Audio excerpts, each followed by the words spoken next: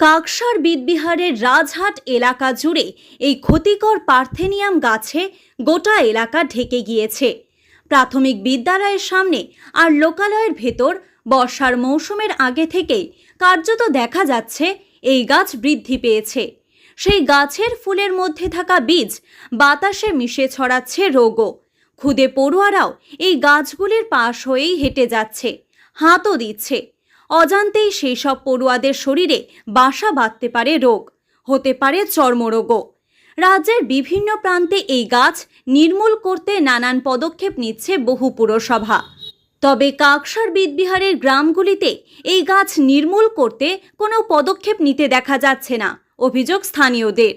সম্প্রতি এলাকারই এক 9 মাসের শিশুর হঠাৎ অসুস্থতায় মৃত্যুও হয়েছে, তা নিয়েও উঠছে প্রশ্ন। সুমন্ত বাউরি অভিযোগ তোলেন, আমাদের চরম সমস্যার মধ্যে